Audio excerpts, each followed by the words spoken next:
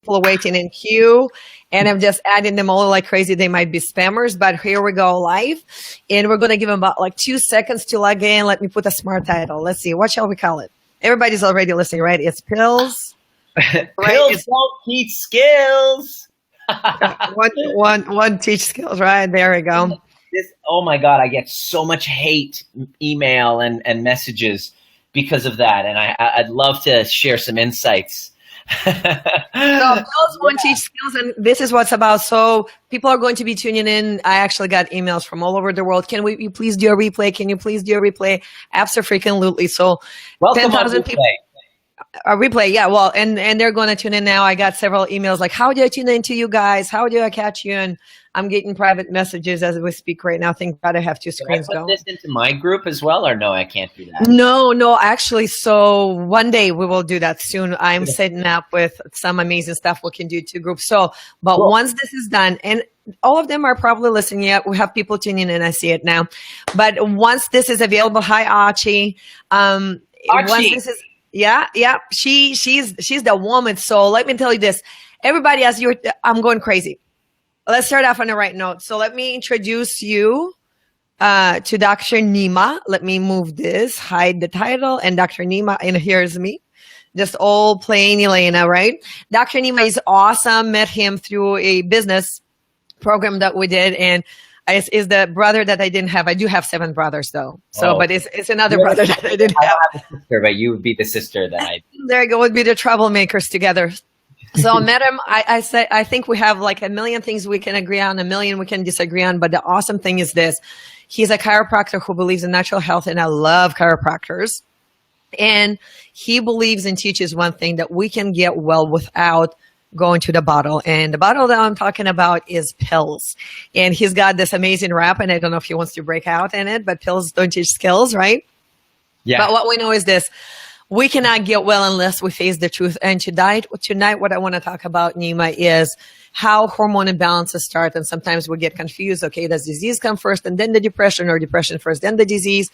So I want to kind of delve into that in the beginning. Then I want to explore about how we can get well. So right now we're really bad.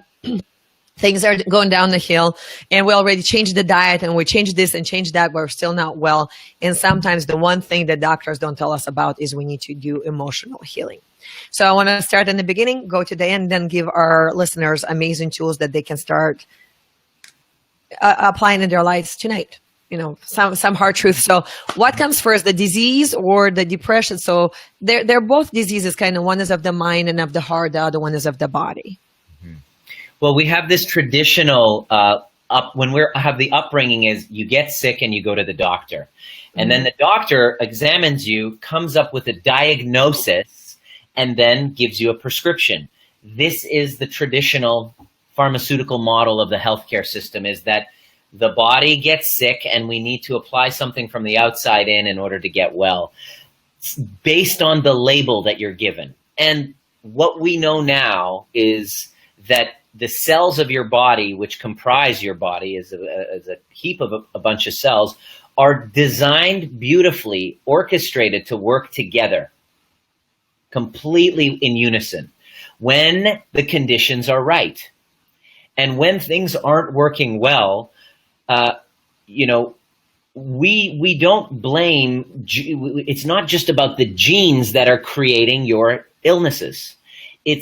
There is an environmental factor. And what is the environment is how we eat, how we move, how we think, how our nervous system is functioning, how we eat, move, and think.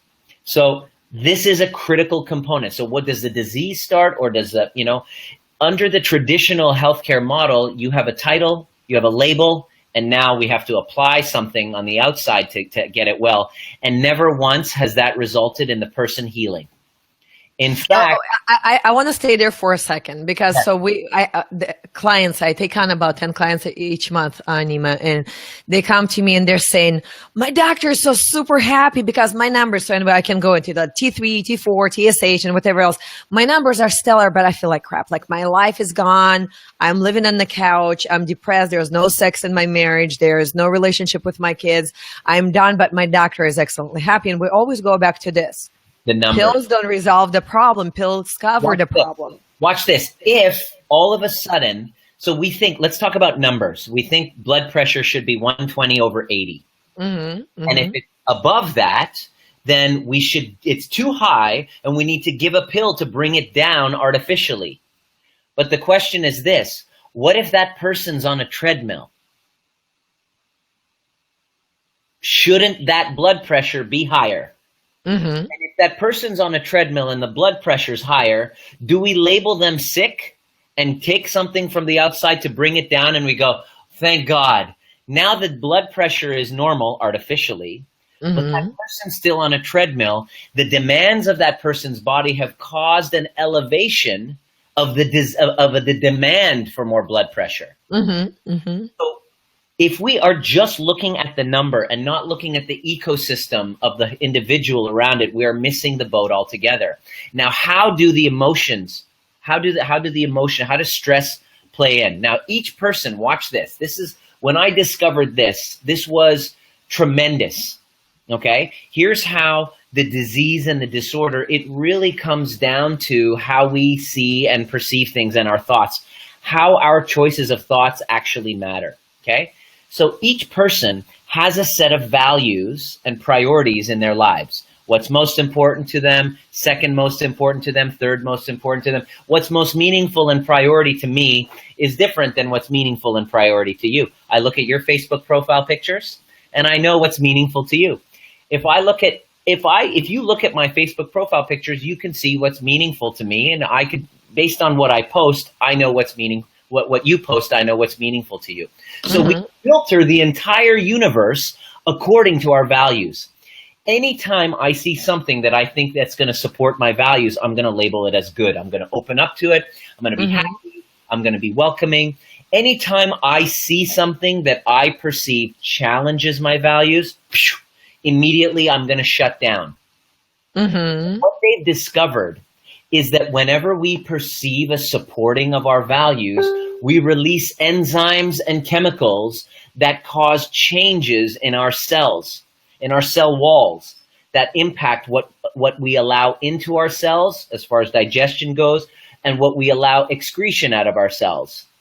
So literally, our beliefs have a vast effect on cellular function. Like without question, our minds impact our body. Our thinking, feeling, and emotions have a vast impact on health and disease, period. Now, let's talk about that for a second, then, Nima. Okay. So, did I interrupt you? Did you want to finish that thought, or to prove this to you is that anybody who's listening, who's got anxiety, who's got depression, who's been diagnosed or labeled with something, track back when it was first diagnosed and labeled, and look back on the previous 6 months to a year before the diagnosis. And you're going to ask yourself, what was going on in my life at the time? What was my thinking, my feelings? What was my emotional state? And then what was the story and the conflict going on around about my life? And then you'll hear things like, oh, it was during my divorce. It happened after the death of my child. It happened after so-and-so. There was an event that created a thought and a perception and a story that changed that message from the brain to the cells, whether it's thyroid or whether it's liver or wherever your body decided to alter that function. And then it impaired or impacted the way that that body, that organ started to express its health potential. When we label it as illness and disease and we put a pill in and we artificially alter the chemistry, we aren't dealing with the brain to cell communication. But Dr. Nima, it hurts so much to admit that you're hurt. I mean, it hurts so much that, to go back that in the years when you were abused or somebody betrayed you or just you're an angry, crappy person yourself, right. Wouldn't it be much easier just to take the pill? Yeah, it would. That's why we have an epidemic. That's why it's so much easier to grab a pill and be diagnosed and say, well, the doctor told me, and then feel this relief. Thank God I now know what's wrong with me. It's my thyroid. It's my anxiety. I've been diagnosed with clinical depression. In other words, I just love that. I get that from people all the time. I don't have diagnosis yet. I have all the symptoms, but I'm not ready to work with you. I need to go get diagnosis. I'm like, what crap does it make a difference? If we can fix you, we can fix your diagnosis or not. Do you want to have the life or do you want to have a label? Because people love being labeled. Welcome to this is why I left my chiropractic practice. I said, I don't want to work with these people anymore. I only work with people who are ready to abandon the label, whatever label, whether you got cancer, thyroid, anxiety, whatever you've been labeled with, the treatment is the same, which is no treatment. It's basically aligning your life powerfully with the right diet, eating well, moving well, and then, this is my kind of bread and butter because I love doing it, the thinking well. Mm-hmm. And as far as thinking well, the questions you want to ask is, what resentments am I holding on to? What stories of resentment? What stories of trauma? What dramas? And then the next thing you start realizing is it's all about relationships. It was mom and dad relationship. And so when I work with people who have been struggling with anxiety, with depression, with all sorts of health problems, who just going to all different doctors and trying to find a solution, I go in there and then what I discover by peeling back the layers is all of these disorders from the brain to cell type of communication problem comes from the perception of a lack of approval somewhere. In other words, your struggling and your illness is related to the perception of I'm not good enough, I'm not worthy of love, I didn't have mom's approval, and my absolute joy is helping people complete and transform those. So let's not. So everybody cannot possibly have had the kind of childhood that you're describing. I mean, I have had. My parents are awesome. Like, there's no limit. You can do whatever you want with your life. I did not need to seek their approval. They just approved it. I mean, it was great. For me, my disease began later in my 20s. You know, my thing was neglecting my sleep, neglecting this, neglecting that. And it started with neglecting my body's needs, but it developed eventually into depression. And depression was caused even more by, there was a lot of pain. So I'm not going to name what it is. And it's not what you think it is, you know, for all of you who are trying to guess, but I had a big hurt in my life happen. Right. And that's when everything went to hell in a handbasket and got worse. And then you're trying to work it backwards. You're admitting, you're releasing. When you release the pain, the healing happens. But then it's like this vicious cycle. So it's not always going to mommy and daddy, to be fair, right? But is it going always to something else? The reason why I say that is because you are lucky enough and fortunate enough you don't have a story of inadequacy with mom and dad. But we're talking this is whenever I start with people, we start with the most primitive caregivers, right? So right. Mommy and daddy, if that wasn't there, usually then it'll come to teacher, preacher. Then on the next level, we have boyfriend, girlfriend, some lover that we perceive a hurt by, a lack of approval by. Right.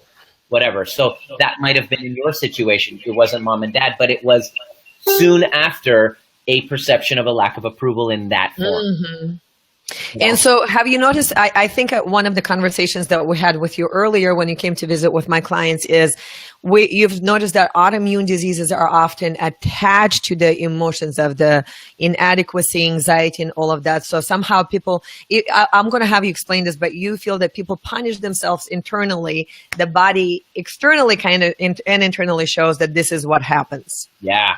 So if you have done something in your perception, remember, it's all about perception. So I play in the field of perceptions. Here's why I talk about perceptions. Whether something has happened and you feel that it was on the way versus in the way, your body is going to completely respond differently emotionally. And then the emotions and feelings translate into the other functions of your body. It all starts with feeling. But autoimmune is very heavily tied. You think about autoimmune is the body attacking itself. So every single time I have an autoimmune person who comes to me, I look at them and I go, so what are you feeling guilty about? Because we get a lot of people. Where are you attacking yourself? We get a lot of people in this group, specifically the Art of Hormone Imbalances naturally, who have Hashimoto's and Graves and lupus and other things. Those are autoimmune diseases. Yep. So one of the things that I can do, so I come in, and that's why I love working with people like you. I come in and I'm saying, let's cut out all the crap, the diet change, this change, with your mindset change. But sometimes it goes deeper. It goes, I'm like, okay, you need to talk to somebody like Dr. Nima because you really need to deal with something. So tell us about, how do they even know what to look for? Well, how do they know what to look for? The first question you ask is, when did the symptoms first arise? Oh, I was 15. What was going on around 15? So for all of you who are watching right now, 20 some of you, when did your symptoms begin? Go ahead and type in how many years you've been struggling with this, or think about the event. I'll prove it to you. Yeah, well, that's what I want to do. So you ladies and gents, start typing it in. When did it start for you? What age did the symptoms begin, number one? Okay. And what was the major conflict that was happening at the time driving it? There was a big family event. There was divorce. There was a death. There was a bankruptcy. There was my husband cheated on me. One of my clients started developing food sensitivities soon after she found out that her husband cheated on her with her best friend.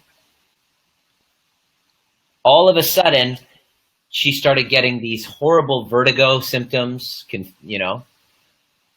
started getting, she'd eat foods and then her stomach would react, and she's been 2 years. So she calls me up, and she was a referral from another person because I heard you work miracles just by, changing perception. What's going on? And so I asked her what was happening. How long has it been going on? 2 years. What happened? I caught my husband cheating with my best friend. So we did the work on it, and she discovered that the feeling that brought up was, I'm not good enough. So I asked her, I said, where did that come from? Mm-hmm. And again, earlier memories. This is part of I created a method called the overview method I do in my sessions. And now my coaches help my clients with this, is to go back to that primitive, I'm not good enough stories. Well, mom was sitting and nothing I did was good enough. She was always saying to do this and, change your clothes and dress like this and do that. And so when mom, when we have these stories that mom or dad are trying to love them in their own unique way, it wasn't according to the values, we make stories up that we weren't loved or that we weren't enough. So the goal of the work that I do is to show people that the stories that I'm not loved and I'm inadequate are complete bullshit. That we're lying when we run a story that I wasn't good enough for mom. I was never good enough. So let me stop you there for a second. I think it will make better sense if we tell people what your method is. So Dr. Nima created an overview method and kind of blew my mind because someone was like, what the crap is he telling people? Like, what pleasure did you have in this? So I want you to go over and like hard truth. How did you come up with it? What it is? And we'll go back to this point because as you explain it, it's not the same stuff as their counselors taught them and their psychiatrist and whatever else, because it's usually the pill or it's blame mom and daddy and love yourself. I want you to take us to a place where actually at one point when I was checking your stuff out, I went on YouTube. And by the way, if you have not seen Dr. Nima's YouTube channel, watch it because this guy's crazy, right? He has a multiple personality disorder. Fortunately, you'll see why. But anyway, so I'm looking at that. I'm like, I was getting angry at you. How can you tell somebody who's hurting, like, what pleasure did you get out of this? I'm like, this guy is off his rockers. But then I was seeing what you were doing. So why don't you give us like a 2-minute overview of or 1 minute over your method is? Overview.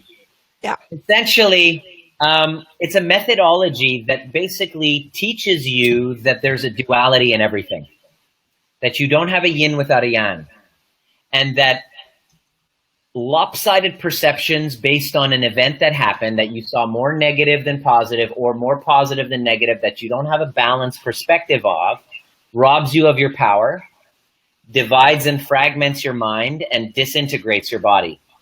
And so what I do is I go back to those events that you thought were traumatic and terrible, and I get you to integrate the yin and yang, both physically, spiritually, scientifically, cognitively, on every level, so you don't see yourself as a victim to those traumas and you gain your power back and your freedom back. And it's basically very restricted to those people who want to let go and abandon their victimhood story. In other words, it's very few people.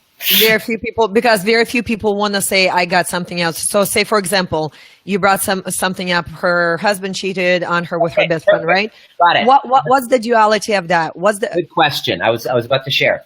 So we went back to her old scenes with mom, and she saw that she actually was loved through the process. I mean, a session takes about an hour. So the highlights of it was that she saw that her story that I wasn't loved, she felt that love from dad. So when here's a little mind screw for you.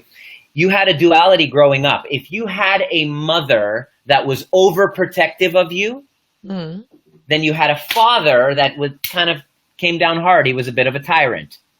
If you had a father and you were daddy's little princess, then mom was the disciplinarian. So you had a duality of both. Now, if both of them were overprotective and over nurturing and over supportive of you, then you had the brother come and kick your ass. And if what you're kind of saying is the universe makes up for whatever mixture you're looking for. You can't mess it up. There is a ingrained duality in everyone and everything. That is what light. You see this light? It's positive and negative together. It's that. For example, I live in Vancouver. There's a street here called Davie Street, and every year we celebrate the Gay Pride Parade here. It's right on the street. We celebrate gay pride. Now, here's the question that I have. I'm just showing you an example of duality. Why don't we ever have a day that we take off that we celebrate heterosexual pride? Well, because we think of this as accepted, right? Because nobody ever said you're bad, but these people have been told. There's no shame in it. Right.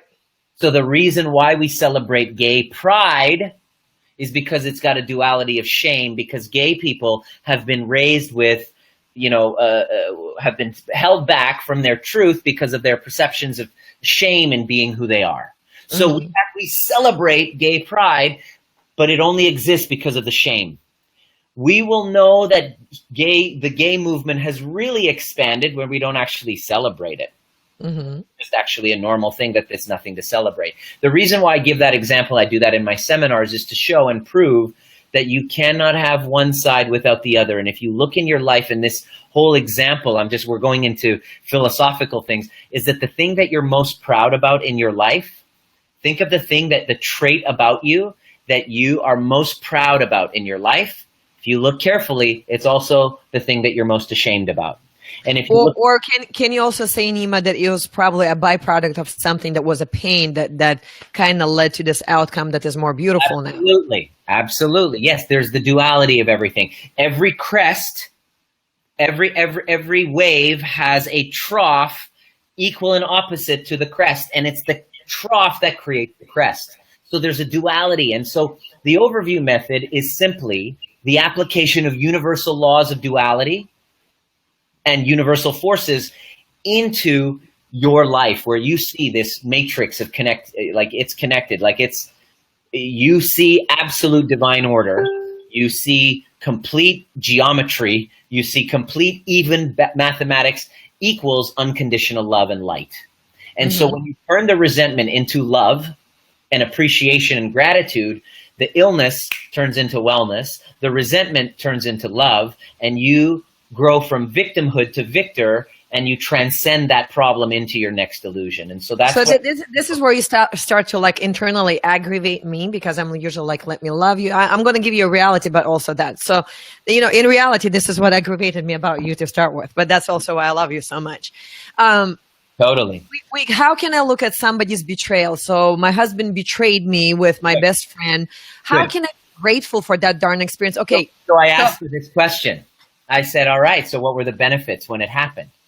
She said, okay, well, this whole thing, it got me into my physical health. I said, oh, okay, so what happened? She goes, it made me jealous. So what was the benefit of the jealousy? Well, I started working out. So I said, can you see your physical? Like, she's in great shape now. I said, were you in this shape a couple of years ago before the affair happened? She goes, no, I was really a slob. I didn't take care of myself. I said, oh, okay, interesting. Boom, tick, one benefit.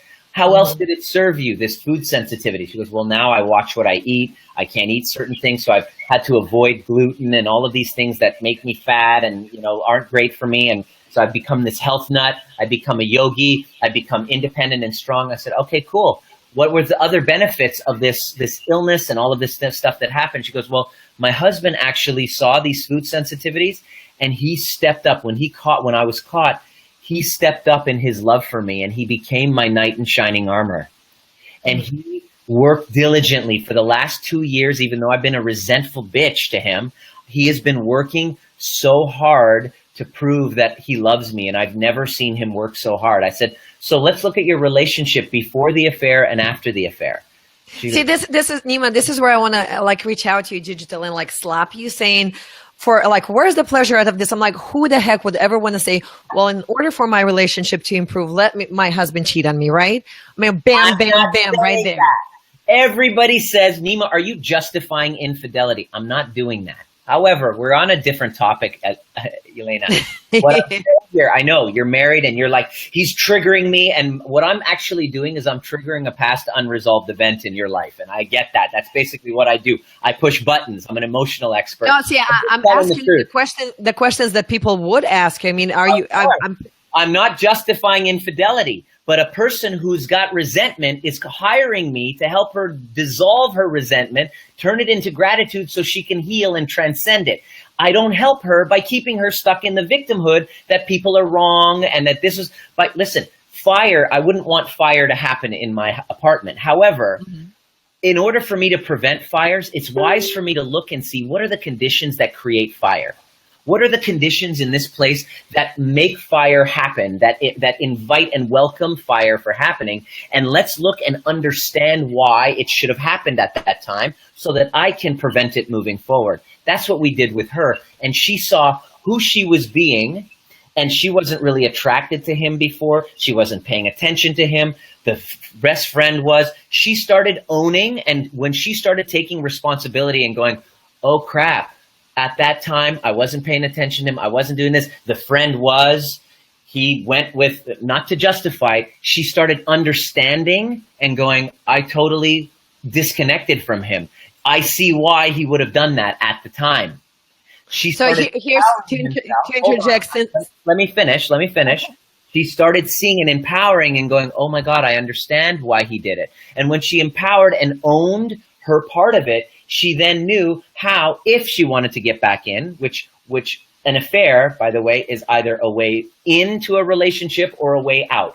In their case, they became stronger than ever. Their relationship, their sex life, I even asked her, tell the truth. The fact that she slept with your best friend, did that make you more attractive to him? Sorry, him more attractive to you or less? She goes, I started getting the hots for him again. But she had to let go of the resentment. She had to let go and look and find the truth. And she saw the truth and she completely transformed and she restored integrity and called and said thank you to the to the friend. And oh my God, now you're trading and I know. You know, that's why I was trying to interject because she turned and said thank you. I'm not justifying infidelity. I'm saying you asked me a question. How can you find any gratitude if you were betrayed? I don't sound like that. Boom. I get this all the time. However, you can if you're willing to look and beyond the delusions and look open-hearted without a state of judgment and own it. These two have never been, like I see them on Facebook. They're my Facebook friends. These two people are so connected now. They are, and you have it many times in relationships when you dial out and there's an affair that happens and it's a way back in or a way out. And so we got her to find gratitude in it. And then she was able to eat dairy, which I don't, I don't recommend everybody go. I don't like having dairy, but she would get violently ill when she would have it. She tested it out. She's from Montreal, so she loves cheese and all this stuff. So she started eating that in moderate amounts without any reaction. She had absolute power back, her freedom back, her relationship got better. Now, does she justify him? Does he want to go out? No, she now knows in order to keep both of them know in order to keep the relationship connected, they got to be on top of it because the potential is there for all of us. So the way that you overcome resentment is by not making things wrong, is by understanding. And so that's what So what you're saying, Nima, and this time I'm going to interrupt you and hold you there for a second, is this. So I'm understanding this right. You were not just, when you deal with your client, you don't deal with people who hurt them. That's on them. That's their responsibility. Let's talk about your reaction to the situation.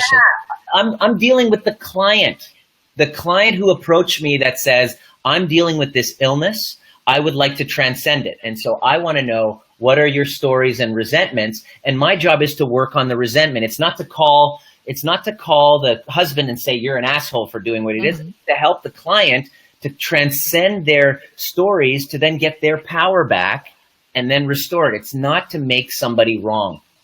Right. Well, which is, in that way, because if somebody hears the 5 seconds of the conversation we're having, like, dude, I'm just tuning out right now. But when you listen to this, it's not about them. It's about your reaction to your situation. Where are you going to be? What is it going to do to you? What are you going to go to? I get what I'm saying is controversial, and I get that I'm not right for everybody, and I'm 100% okay with that.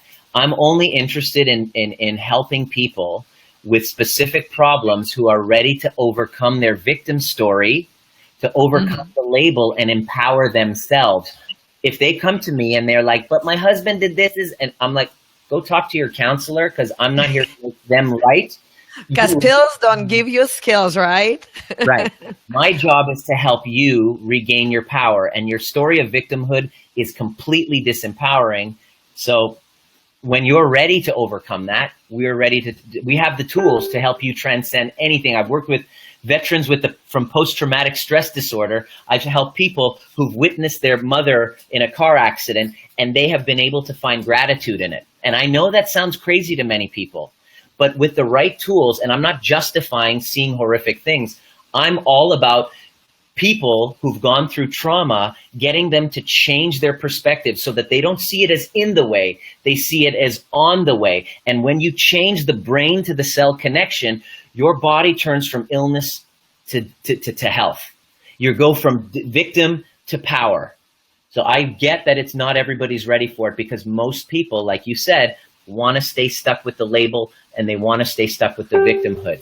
But don't you find that they also find comfort and identity? And so here you come, and all of a sudden you just cut out all the possible excuses. But my husband this, but my wife this, but my parents, but my doctor, but whatever. And you're going down. And that's why I'm not right for everybody either, because when I come in, I'm saying, great, your doctor this, your doctor that, how's that working for you? And that's why I only end up, I talk to 20 people, I get 5 out of those 20 who are ready to say, cut the crap, get to the chase. Like there's right now SWAT, Hawatch, and me, Teresa, they're my clients. And they said, okay, I don't care what this, let's face the truth. Tell me the hard truth. And so you get those clients. And I think what's mind blowing, we have a mentor in common, Mark, right? Yeah. His story, he went from having stage 3 cancer. And the only thing this guy changes was going from being miserable and complaining about everything to being grateful. Gratitude every single day. Within 2 months, he was cancer-free. Didn't change his diet, didn't change anything. He changed his mind. Mind-blowing. Now, mind-blowing. And you say gratitude. But then in the same token, when people say, I believe in gratitude, but how can you be grateful for betrayal? That's incongruent. Are you calling me out? I was asking a general question. Call people out. I'm saying is that it's on us as human beings to make the most difficult, the most challenging task. I'm not saying it's easy. I'm not saying it won't be without challenge, but the person who has the ability and the tools to find gratitude wins the game, because there's a thought that came up. I always say the highest form of forgiveness is the authentic recognition that everything served you and that there is nothing to forgive. And I'm going to repeat that one more time. Please do. My Russian brain is slowing down right now, so I need to dial in. This might piss you off as well, Elena. We'll see if this pisses you off.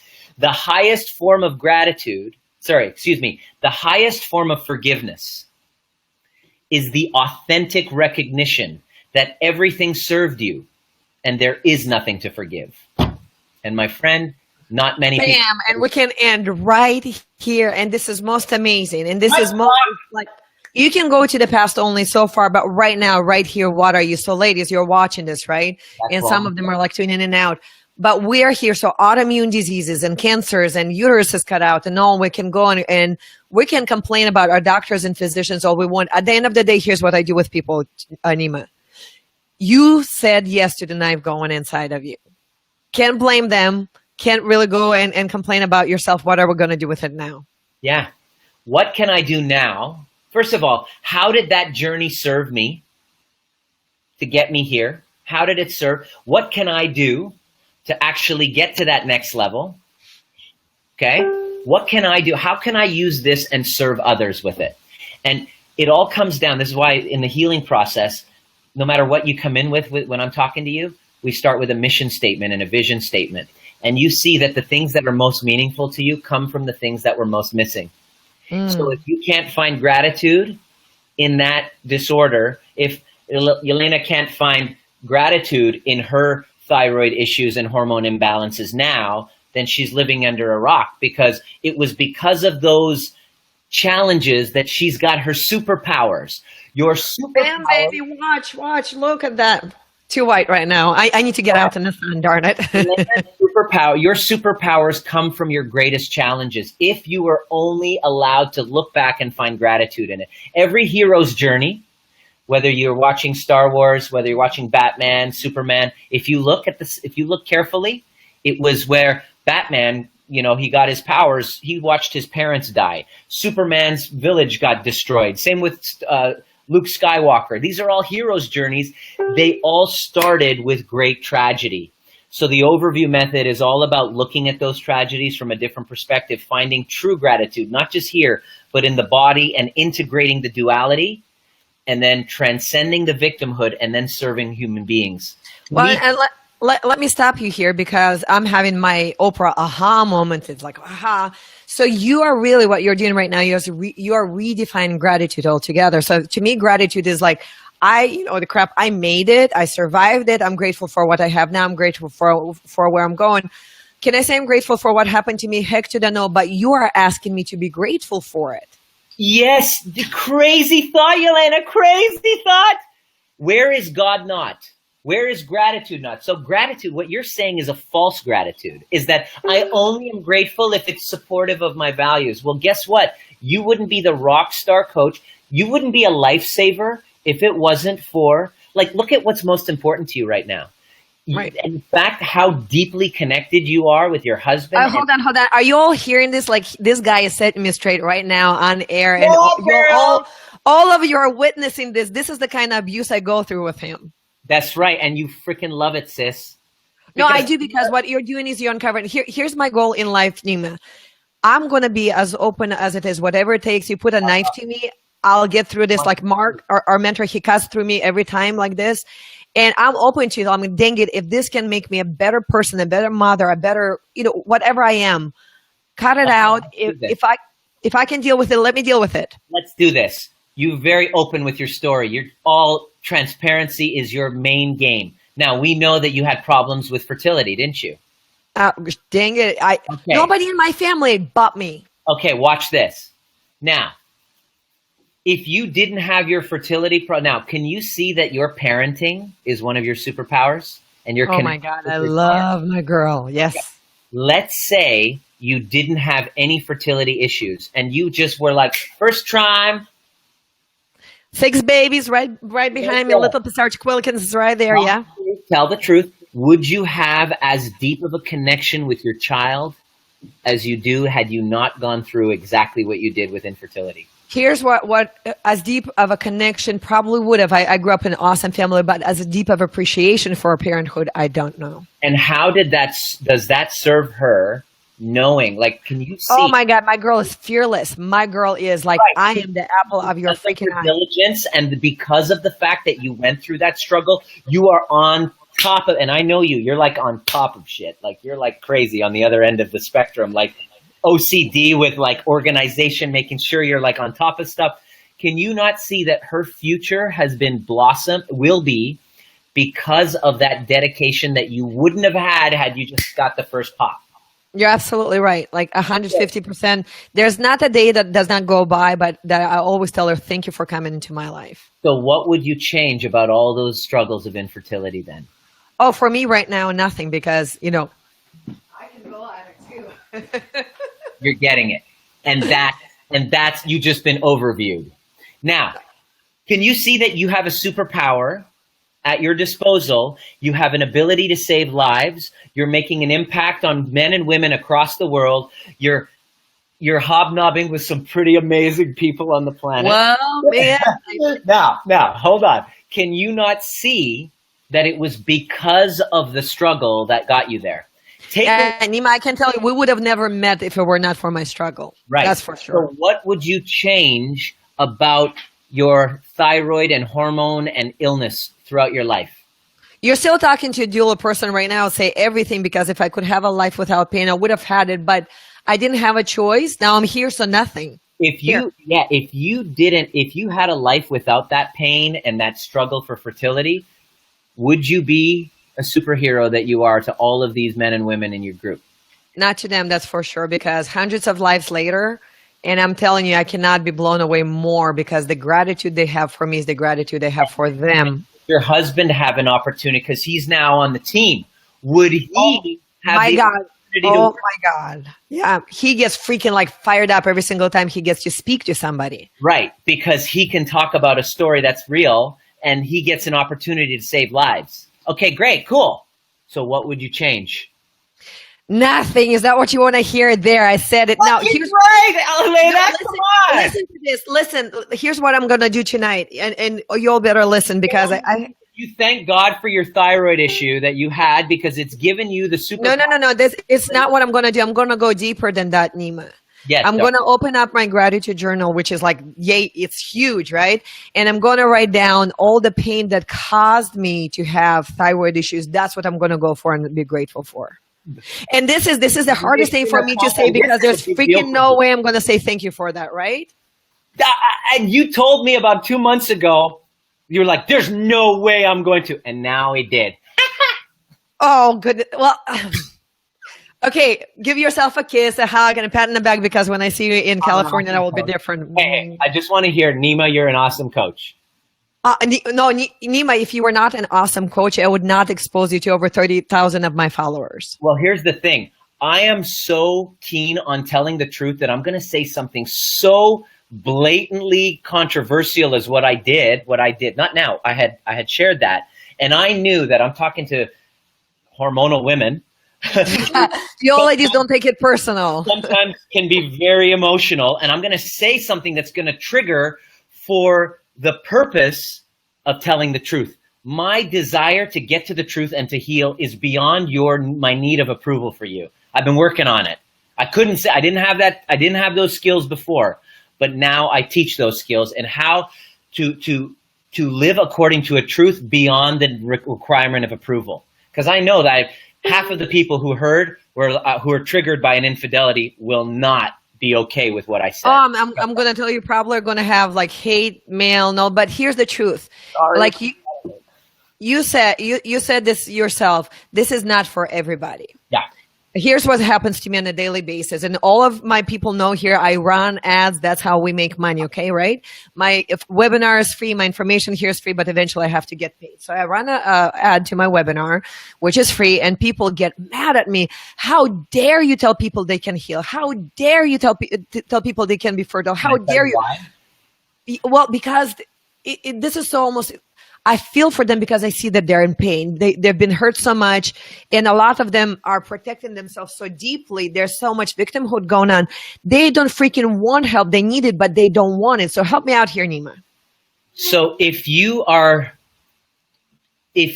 struggling with something and you've tried to get help, but there is a truth that you don't want to face and go inward, for you to say that it's possible will shine a light on their own inadequacies that they can't. You basically triggered an inadequacy button.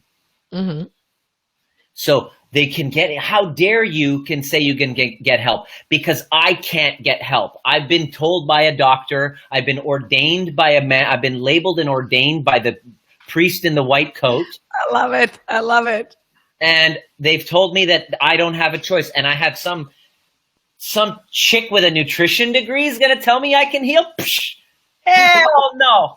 One told me, are you saying you're smarter than my doctor? I'm like, you're behind. I am. She's like, okay, unfriend. I'm like, bye. Exactly. Well, yeah. I mean, this system is crumbling. It doesn't work. If you get diagnosed with a condition and you live just by the medical system, the research shows that you will get sicker every single year, and you will cost the system even more money. In other words, Here's where it pains me. These people have a chance. So I get on a call with 20, 30 people a week, right? Yeah. These people have an equal chance. And I'm not saying like I'm a goddess of health, well, which I am, you know, I'll be proud for that. Let's be honest. Right. Let's be honest. But these people get a chance to actually end their misery once and for all, forever. Can I tell you something about that? And 15 out of 5 will walk away saying, no, I will make no offer to another 5. So 10 of them would have had the means to get well, but they're so afraid of the commitment and getting well. They'll actually, in 5 years, if I check in with them, they probably would have had hysterectomy, thyroidectomy, IVF treatments, and everything else would have cost them $100,000 or more, or their life. Not everybody truly wants to be healthy. And number 2, this is what You're triggering another emotion right now because all these lionesses are going to go crazy on you. They all want to be well, they say. They all want to be well? That's what they say. Well, right? Hold on. What I discovered was that most people who are sick don't know this, but there's an unconscious motive to stay sick. Whether it's the obvious, like a disability check. I've had people who are like, well, if I get well, then I lose my disability. I can't stay home with my son. That's one of them. And another is sometimes we get sick because we don't know how to speak up. And this is the only way to get attention and support without us having to demand it. So it's a need for approval. And so speaking up is a skill, is a life skill. Owning your truth, dissolving the lies, stopping the pretending is painful. And most people would rather are committed to their fears more than they are to the commitment it's going to take to cross that bridge and to actually heal. I had a woman with all sorts of these health problems and thyroid and all of that stuff. And turns out she's just fearful to tell her husband the truth, that she's got resentment towards him. So she exhausts herself, and then she gets hospitalized because she doesn't have the guts to say, hey, I'm not fulfilled. And so this is the only strategy. Your illness becomes the only strategy that we use in order to get our real highest values met without having to deal with the war of approval. And I freaking can't stand it, and I left my practice. It's really hard to leave me speechless, but you watch this, I'm like just... You get it. You see it every freaking day, and I can't handle it, and I'll get somebody on the phone, and I'll ask them a few questions, and I'll know right away if they're committed. They're like, look, I'm all in. I get this. Look, I get it. I get that I'm running a trauma story. I get that the impact of that story is I got no power. My body is shutting down. I'm fatigued all the time. Why one would not heal. Swada Sharma, I'd have to ask you some questions. You know, I don't know why one would not heal. Well, I'll give you one example. So I had one gal who had MS, and I asked her this question, and this was the big aha breakthrough for her. I said, what feelings is this disorder helping you from having to face? Slap it again, Nima. Guess what it was? She goes, well, you know what? Well, guess what? She's Greek, so ethnic. Usually it's in the ethnic families with the approval and mom and dad. It's always about that. Except you, of course, because, you know. I'm awesome. My parents are awesome, so don't you dare touch me. So she was never good enough. Here's her story. There's always a background story. Never good enough for mom, always saying this. Mom would say, try this, wear that, do this. Instead of saying, wow, mom really cared about me looking good, which is what's very important in many ethnic families, she made it mean that I'm not good enough. That's the story she made up. And she discovered that by getting sick, she never had to feel rejection from mom again. Because mom then shows up and does her laundry, cares for her. And what other feelings? Well, I don't have to feel like a failure, because I was working in the post office before, and I was feeling like a failure because everybody else had real jobs and doing all this stuff, and I didn't feel good enough. And so now that I'm sick, I don't have to go to a job and feel like a failure. I have an excuse. And so I'm not saying it's her fault, please, before you get triggered and you send me hate mail. I'm not saying it's your fault. I'm just saying there's underlying hidden motives that when we peel back the layers, when you care enough about yourself and you invest in yourself enough to find the right guide to peel back those layers, then you now have an ability to transform it. I have one woman with autoimmune disorder in my program, and with her first story, her story was, I don't belong. And we dissolved that story, and she realized she did belong. She made up the story through my process. And she had the greatest, most energetic week. She goes, I don't know where, I'm so healthy. I feel so healthy. What do you do with this? What do you do with this, right? How do you peel back those layers? By let me let me get in there for one split second, because we have mostly married women here, right? Here, one of the things, you fall out of love with your husband, right? You don't want to be touched by him, but that's not a good excuse. What happens? I'm sick, honey. Now I don't have the energy. We don't have to be intimate anymore. I'm so sick. I mean, can I go there? Is that okay? Totally. I mean, really, I just gave you 5 babies and don't touch me. I feel disgusting. But all the times, like, you don't really want to get in a sack with that guy anymore. And this is your story you're telling. You're going to make up. No, we have to live together. Instead of telling the truth, which is, honey, I don't feel fulfilled in my marriage. I feel betrayed because of the infidelity that you did 5 years ago, and I haven't resolved that. I don't trust you. I'm kind of hot for somebody else in my office.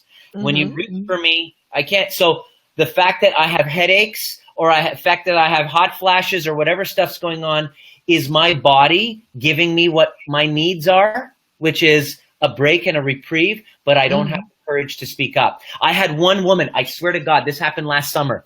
She had hormonal imbalances. She didn't have her period. She had all these problems with one cyst after another. Turns out, when did this start? It started 10 years ago. Well, what happened 10 years ago? It was 1 year after I got married.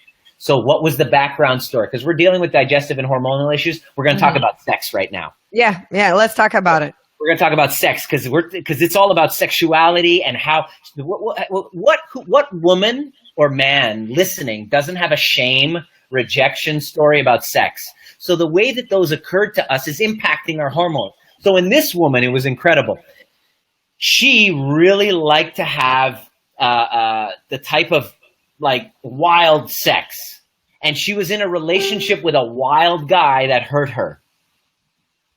Okay? So she perceived wild sex as hurtful. So then who does she marry? So there's 2 types of guys that you and guys that you marry. This is what's part of the story, right? Okay. Guys that you and guys that you marry. Same thing with women. It works backwards. Chicks that you and chicks that you marry. It works the same way. Yes, Luann, absolutely. So what she discovered was she married the safe guy, who's the engineer, who's very analytical, opposite of wild. So before we get into bed, honey, let's do this and A, B, and C, and D. So what she did was she started to suppress those desires because she perceived that he would not approve of the wild me. Because straight-laced, I'm going to suppress my sexuality. After 1 year, her system stopped working. She didn't have a period. She's now 40, doesn't have fertility. The body was protecting itself from being rejected in that way. Bingo. We changed that story and transformed it. She with tears in her eyes. I asked her, I said, she goes, what do you feel? What is this hormonal imbalance causing you to feel? She goes, I feel out of control. I said, oh, okay. So so I went back, I said, where in your life do you feel absolute control, like a domination? And she's like, oh my God, in the bedroom. And I don't want to. I want to be dominated, but I'm the one, he's like a little nothing in the bedroom. And it just hit her. Does he know that? She just starts bawling her eyes out, and she owned the fact that she is not having the right kind of sex. She's been pretending and lying and putting on a face. And there's 2 types of lies. We're all liars. And consider that your disease and disorder is based on, obviously with the nutritional and all that, but is based on a lie. 2 types of lie. Lies of commission, which is you do something, like on your taxes or whatever, that's kind of a lie. Or lie of omission, something you're withholding or not telling. In her case, that was that. She wasn't cheating on him or anything like that. She just wasn't telling him that she was unfulfilled. And the second she had the conversation, her homework, I get her to have a real conversation and get real. Take off the mask and get real. Within 4 weeks of that conversation, she got her period for the very first time. What? I was away. Right. So It was pretty powerful. Isn't it? So, and let's get right into that. So we talked about the disease. The disease can have many sources. So it could be emotional, it could be physical, it could be nutritional. But at the end of the day, when we're healing here, lady, this is what we find. In my program, we don't work just with the diet. We work with the mindset, the diet, the environment, the lifestyle, what you're talking about. So we need all of these things. That's why most programs out there fail. First of all, they don't tell you the truth. Second of all, they do not take the time to work with you through your hurts. And third of all, they don't incorporate the whole being. And we're working holistically. So when we do, so we have right now 18 women watching, right? Probably, I don't know if we have any guys. And they're saying, heck, Nima, cut me open like me, fix me up. Step number 1, they come to me, we're doing nutrition. Step number 2, we're addressing. Step number 3, I'm like, go talk to Nima. Where do they start? Well, what I would do is I would get them on a call and see where their resentments are. Where are you holding on to resentment? Where are you holding on to guilt? Where are you not telling the truth? This is going to be painful. Yeah, please to say that again. The last one. Where are you an effing liar? I swear I talk like this with my clients. They say he's a potty mouth that I love, so that's all right. I'm like, look, let's tell the truth. Stop pretending. What are you lying about? And consider that by the way, I help people with anxiety disorders and stuff like that. And every single time, anxiety is a distraction from a lie. Again, I'm going to write that down. Anxiety is a distraction from a lie. When you say my anxiety, it's a clever way of saying I don't have any responsibility. I don't have any, I'm not saying fault, I'm saying responsibility. One of my clients, the longest standing hormonal, digestive, anxiety issues. Why? Well, she got married at 17 with an arranged marriage. Father was a pastor. Father was a pastor, daddy's little girl. She wasn't really dialed into the religion, but daddy's approval was important. So in order to garner daddy's approval, what happens? Living a facade, I know, but where do I start unraveling? Yeah, Swada, your illnesses and disease are a gift. They're trying to get you to stop lying and telling the truth. I was about to say the same thing. Stop lying to yourself. And this is where biggest. So here's the thing. But what are people going to think? What's my husband going to think if I tell the truth? And here's the thing. So my husband and I have a 16-year relationship. We've been married for 14. The reason we're working is we're honestly raw with each other. This is the truth, baby. Take it or leave it. Because what I figured out is this: if I hold on to it, it will kill me. Yeah, I've got to let it out. You got that. What about a woman like Swada? I don't know Swada's situation. She might be in a relationship with someone who's been 10 years and she hasn't told him the effing truth once. You got to start somewhere. You got to start. It might be with, honey, you're snoring too loudly. You got to start somewhere. And so that's why I say not all of you are ready to be healthy, because what I discovered is most people would rather be sick and hold on to the lie because they don't want to have the disapproval. It all comes down to the war of approval.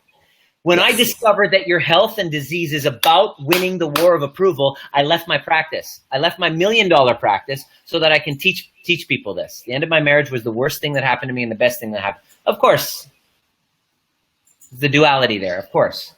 But only if you're able to look at it and find the right guide. What do? You find the right guide and mentor, and you basically do the work. You basically find somebody who trusts. I just expect not to get a response. Exactly. You're running a story. You basically have everything figured out. You're running a story. I've heard it before. Yeah, but I'm not going to get that. I've tried many times. No. You've never tried taking off the mask and getting real and authentic, which I've tried, which you've tried whining, but you haven't gotten real. You haven't called yourself out for your bullshit. Because when you do and you're authentic with your family members, which I do with every single one of my clients, which they resist like crazy. They're like, oh, you're not going to make me say that. I said, yes, I am. And when you do and you take off the mask and you get real, they become humbled and it creates love. But it's on you to do, honey. It's a different level of crazy because you have to open up yourself to more pain from outside in order to get to your healing. And there's no way around it. Still and live in the dark, my dear. And I don't want to work with those people. I reject clients who are like that, and I only work with the clients who tell the truth, are open to starting to tell the truth, because I discovered this only very recently. I'm 41 years old, and I realized what all of my lies were contributing to my life. And I went through this massive depression. Why am I doing this? I went through this massive depression of anxiety, and I was like, that's it. I made a list of all of the people that I had lied, that I wasn't telling the truth, and I went back and I restored integrity, and I got my life back. I got my power back and my freedom, my health. I became powerful, became sexy, I became impactful. All of those things are available to all of us. So let me ask you this, hot stuff. Truth is sexy. We're making a list and we're going to go talk to those people. Shouldn't we be concerned about their feelings then? I mean, this is the crap we're going to face. Shouldn't we be concerned with their feelings? Yeah, of course. If you're going to go whine to them, then you're not doing it right. But if you have the right guide that shows you a template of exactly how to get authentic, how to call yourself out on a lie, communication strategies. So your healing that you thought you were going to go to get a pill to do is actually life skills in how to be real and vulnerable and tell the truth and communicate. And that's how you get your life back. Why? Because you live your life through your relationships. And any lack of integrity in any relationship is destroying your life and is destroying your health. So I love teaching people how to restore it. This is so powerful, and that's why we cannot just go either to the doctor or just nutritionist or anything. We have to have a person who can holistically approach this. I have clients, Nima, I'm telling you, we get their diet right, we get them off meds and all, but they're still not at 100%. Why the heck not? And it's usually the closeted feelings. Yeah, unresolved and repressed emotion. Unresolved and repressed emotion. And so what I do, one of my clients who'd been dealing with all sorts of crazy stuff, addictions, hormonal stuff, she lost 2 babies. She's a chiropractor. She lost 2 children under the age of 3 2 years ago. She never really grieved. She lived in a Pakistani community. She had to be the strong one. All the story made up in her own mind. I said, so what's the problem? I'm always expected to be the strong one. And I just let her ramble. And then I basically said, who made all of that up? Who expects that a mother who loses 2 children are supposed to be that? She goes, oh my God, nobody did. I did. I said, you're so full of shit. Yeah. Oh my God, that's so true. I am. And then but she had to be ready for that. But of course, like we had already, I don't call people on the street and do that. We had the privilege, and I told her that, and she basically was like, oh my God, that's so true. And what she had discovered was she never allowed herself to grieve. So I said, tell me how God has been unfair to you. And she goes, yeah. And she literally expressed her grief for the first time, because any emotion that is repressed will mess up your system as well. That energy has to go somewhere, especially if it's an unspoken thing. Think about it. Thyroid, unspoken resentment. Guess where that energy's got to go? It's got to go somewhere, right? It manifests itself in those things. So it's important. So she literally wailed her grief, and I just had her, if you could scream at God, what would you say? So she literally, on the call, she was like, ah, and I'm like, good, bring it up. Yeah. I mean, you're giving me chills, man, because when I was going through infertility, guess what I did? I laid into God. I'm like, what the heck do you think you're doing? There are prostitutes out there getting pregnant and they don't want kids, and there are people who abort babies. But I yelled at God and I let it out. Darn it. I was not like, I have to deal with it now or it's going to kill me. That was your first step. But she never did that to her. She never allowed herself, right? She never allowed herself that. So she held it in. Okay, great. She expressed that. And her homework that I gave was that she was going to go to every member of her family and restore integrity, how she made up a story that she wasn't allowed to express grief. And when she did, open-heartedly, they all were like, it's about effing time. We've been trying to tell you. You paid this guy how much to tell you what we've been telling you all along? And I'm like, that's right. It's mind-blowing, Nima. What you're saying is I think the forefront, we're both, I'm like a nutritional, you're in this field, we're the forefront of where the medical science has not gone, because you can't put pills in here. But it has gone. It has gone because I tried. Chronic illness, the research shows unequivocally, most chronic illness comes from adverse child events that haven't yet been resolved. I recognize there's a gap in the medical science of understanding that that's true. They all know it's true, but they don't have the tools to do it. So I created one.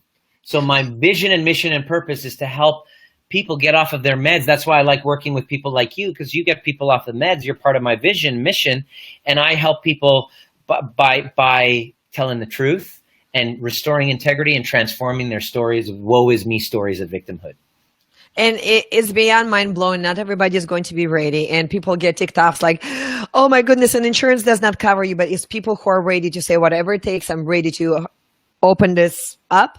Let Nima or Elena cut me open, pay whatever it takes to get there to that truth and actually face it. And we cannot go halfway. And I have clients like, I'm at a 50% outcome at the 80, and we'll always go emotionally. Where are you emotional? I had a client from Germany last year. 8 weeks. She came to me with Hashimoto's, TSH through the roof over like 15 something. 8 weeks we're chugging along, 15 symptoms are gone. Her TSH is like a 13. She's like, why is it not working? Which, it's working. She needed time. Then we deal with the biggest thing. Stress in her life. Husband is always traveling. She's home by herself in a different country. And it is hard. It is rough on her.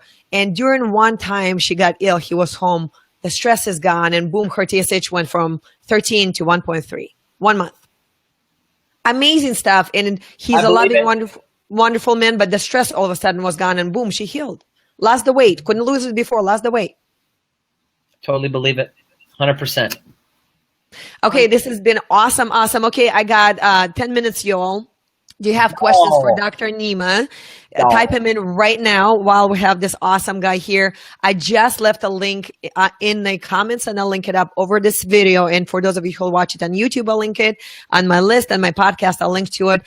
Go and join this man's group. He tells it as it is. He's even more potty mouth there, but you'll love him for it because he tells the truth. So I'll link to it. The group is called... There's a duality. I'm a villain and a hero. I play both sides. Yes, see? I'm wearing the dark colors right now, and then the next time you need a pill because you have a multiple personality disorder. We all know that. I'm like a Justin Timberlake meets Al Qaeda. Oh my God. And so the group is called, if they're going to look up right now, it's called The Art of Powerful Alignment, Body, Mind, Life Optimization. Yeah. Mouthful, but I'll link up to it. So make sure to go join him. It costs you nothing to do it. He has a webinar on this stuff. You don't want to miss it. It's going to blow your mind. And like I told you, will blow your list right off the top. So right now, if you have questions, I'm going to start putting them up. Basha, my lovely. Greta asked, so does this mean it's all in my head? Well, the potential to heal starts there, because everything else follows from there. Basha's question, what do you do, Nima, on a daily basis to keep your authenticity? Oh my gosh. I have morning rituals each day. That's a great question. Morning rituals each day. I have a girlfriend who basically calls me out if she feels that I'm being inauthentic. She responds, like I use I check in. You know what I mean? So what I do is before this conversation, I'll read my mission statement. I'll see, why am I doing this? What's the purpose of this conversation? And truly the purpose is I want to set people free. Mm-hmm. Obviously there's the narcissistic reason. There's two sides to me. This is the truth. You want the truth? We have two sides to us. I'm honoring both sides in every moment. I'm honoring the part of me that wants the finer things in life, and I'm honoring that altruistic part of me that really wants to make a difference on the planet. I'm honoring the part of me that thinks he's better than other people, and then I'm honoring the part of me that feels he's unworthy and not good enough, because I have both sides to me. I'm honoring my selfish side, and I'm honoring my selfless side, because I have both sides, and so do you. So how do you maintain your authenticity is I created an overview meditation each morning, which every day I get into my mindset and I actually go into the feelings of my body and I feel where my fear is, which is present. And then I feel where my excitement is, which is present, which are two sides of the coin. Then I feel the part of me that feels that I can't handle it. And then I feel the part of me that thinks I can handle the whole world. Mm-hmm. I feel the part of me that thinks is so much better and more moral and more handsome and more amazing than other people. And then I honor the part of me that thinks he's a complete jerk and asshole and brash and offensive and all of those dark parts of me that I'm completely aware of. And so what I've learned how to do, which I teach every single one of my students, and one of my peeps in my program is there isn't a part of you, is that you don't have to get rid of half of yourself in order to love yourself. In fact, the dark parts of me are part of my amazingness, and same with you. So which is a new approach, because we're growing up in a world where we're taught to loathe the negative part of our lie, to run away, to suppress and withhold half of yourself, and that's what anxiety is. So I help people overcome anxiety by stop lying and telling the truth, saying, "Hey, I'm a sweetheart and I'm an asshole. Sometimes I'm both." I acknowledge and admire and despise all parts of me. But you allow yourself. So part of my so I grew up an introvert. This is my personality. This is not it, right?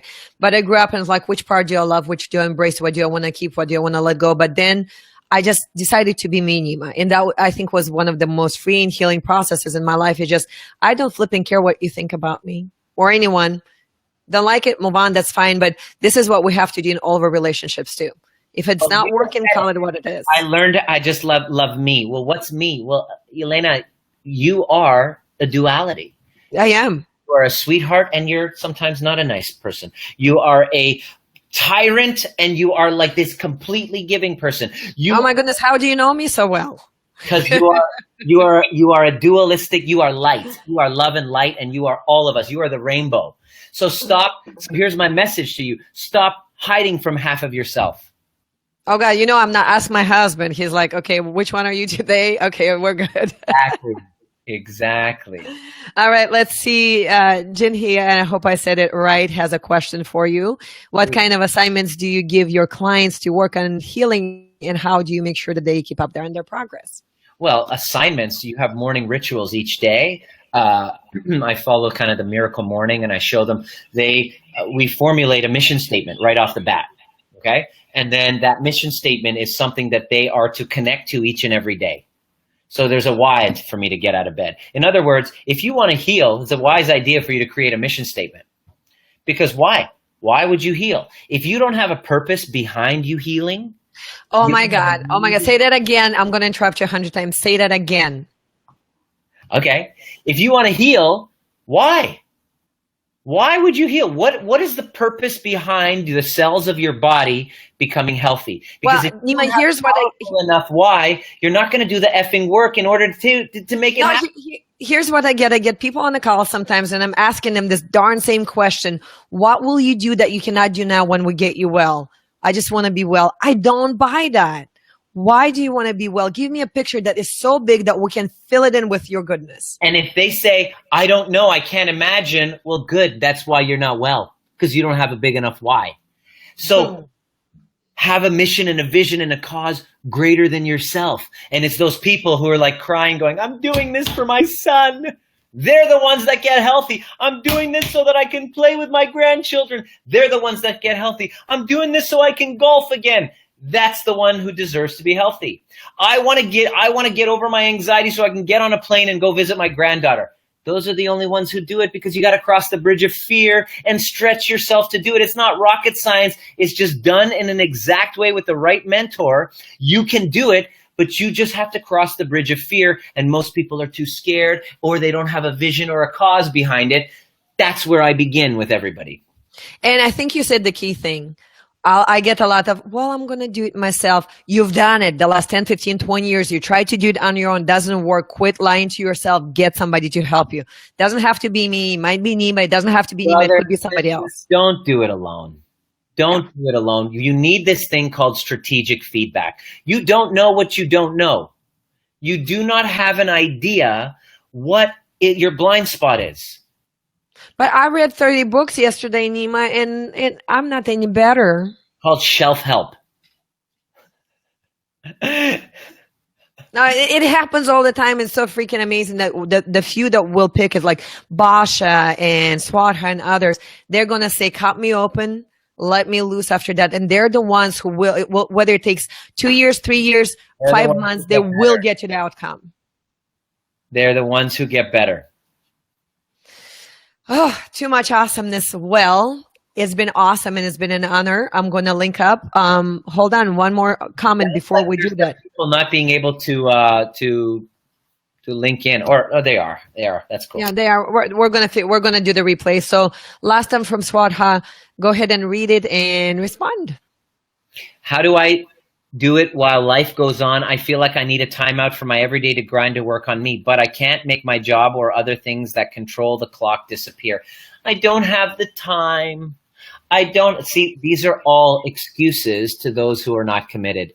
Time is an illusion, and it's created when you have a priority. It's got to be important. It's got to be. You know what Mark tells me all the time? What? He says, Elena, would you do it for $1 million? I'm like, heck, I would. He said, well, this is your $1 million. Just do it. That's right. So, Swada, sorry, I hear all those excuses, and all I'm hearing is I'm just not committed. It's not that important. You're allowing you either have reasons or you either have excuses. You either actually have results or you have reasons. Sorry. I can tell you, Nima, when I was going through all this, I could tell you, well, nobody's done it before. When I started saying I'm going to heal and cure hypothyroidism, no books were written, no posts were written. There was no Facebook ads, none of it.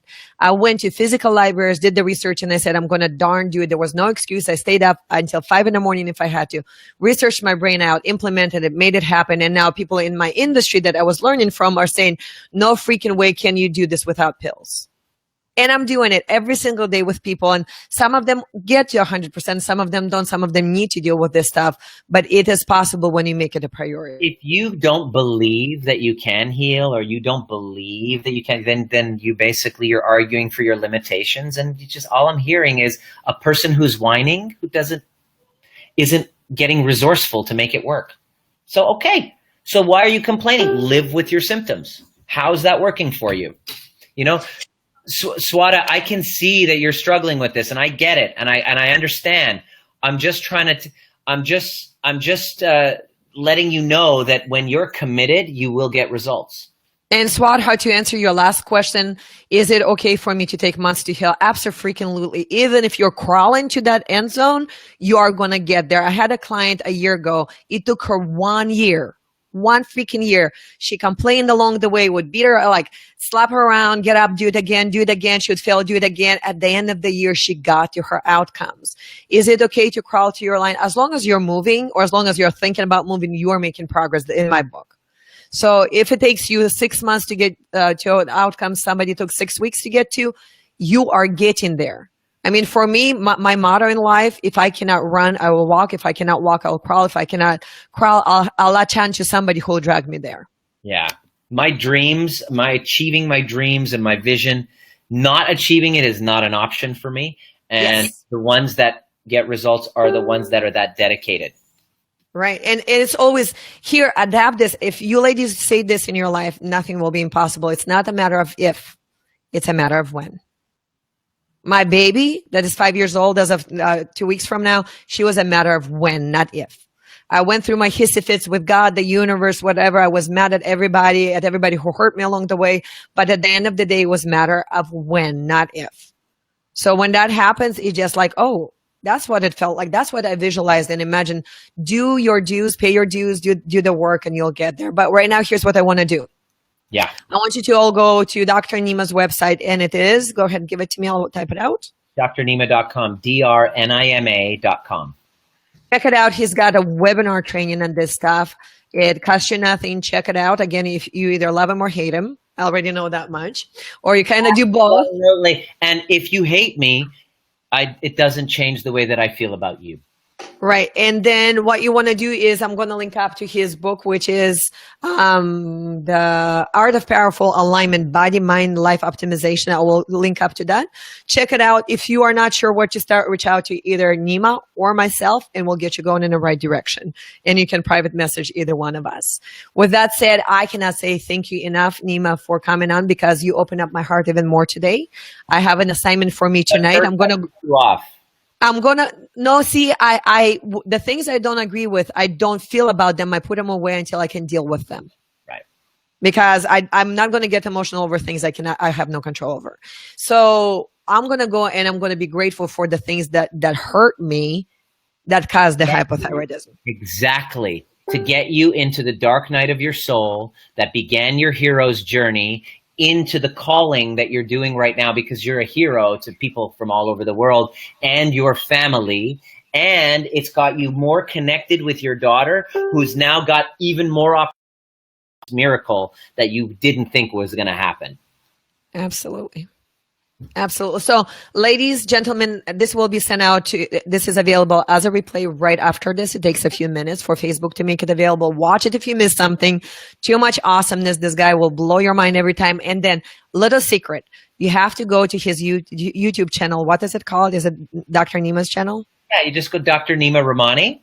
Okay, there's a little secret. He has a split personality disorder, and you're going to see some crazy stuff there. Just love him and laugh. One night, Nima, Dimitri and I pulled out our phones. We were sitting next to each other and just rolling, bowling off. When you have to see to believe it. I'm not going to say anything else. So check it out. Subscribe to his channel. Follow him. Again, it's either love him, hate him relationship, but let him help you, because there's sometimes I can get my clients this far, and then it comes a moment of truth when you need somebody like Nima to open you up and let you deal with your pain. But yeah, not if you can't handle the truth and you get triggered by somebody who wants to just only, my heart completely opens when my client all of a sudden takes off the mask, gets real, and like I tear up in almost every one of my sessions, because it's my job to get the person into the truth. And so what happens is, inevitably, you start learning how to do that, and you use the technique, and then you're able to help other people. You're able to give your children a different perspective. My clients say that, wow, this method has made me a better parent, because I can give my kids a different perspective and help be their kind of upliftment when they're not in a great place because of all the perspective that I got. And so just to see the ripple effect of this is pretty magical. So I have a feedback. Oh God, I'm hearing myself twice. I'm okay. Okay, well, it's on my side. So I'm going to end on this note. Achia put up her note. Remember when you came to visit with my clients one evening, right? You and her had a conversation. Now, let me tell you about this in 2 seconds, ladies. This young lady came to me while pregnant with Graves' disease, Hashimoto's, on medication. And she said, will you please take me on, because I don't want to have this baby while I'm medicated. And this became her whole prayer during the whole time. And Nima was a part of this healing process when you and Asha worked in that little session. She made herself so openly available. So this young lady, 3 months later of working together, had her baby without any medication, no complications. It was an easy birth, comparatively speaking. No birth is easy, so don't beat me up for that. Baby George is beautiful, no medication right now. She's nursing him. 41 out of her 52 symptoms are gone. Was it without work? No freaking way, but she made it happen. She's still without medication right now.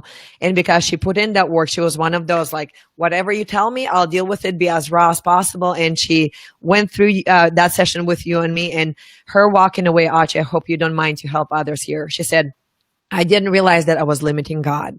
And this is how powerful he can be in my life. I can be 100% well in spite of my doctor saying this is impossible. Beautiful. So Grateful with that said, to participate in that. And thank you, Elena. I mean, I'm so proud of your development, your transformation, what you're up to, the game that you're playing, what you're taking on, and you inspire me. And I'm just grateful to be on this call with you. Oh, we can't go without your rap. Come on. Pills don't teach no skills. Everybody like digital clap. Okay, so I'll do, well, I mean, if you do it, there's a delay, so don't do it. We've tried this before. All right. When they tell you let it go, you can try with all your might. The problem's that your nervous system's still in fight or flight. The stress ain't gone. It's still in plain sight. You gotta find a way to turn around the fight. My name is Dr. Nima. Adjusting spines is my game. Now I'm spitting lyrics. To me, it's all the same. Correcting your structure, improving what you eat, dissolving your stress by adjusting your beliefs. I wasn't born a rapper, but I'm a rapper at heart. It connects me to my young and my playful part. I'm in my early 40s. Is that too late to start? What I'm lacking in my rap technique, I make up for with heart. Pills don't teach skills. You gotta look inside if you want to find the answer to your ills. Pills don't teach skills. Covering the truth in exchange for your dollar bills. What? Thank you so much, and you all have a great night. God bless.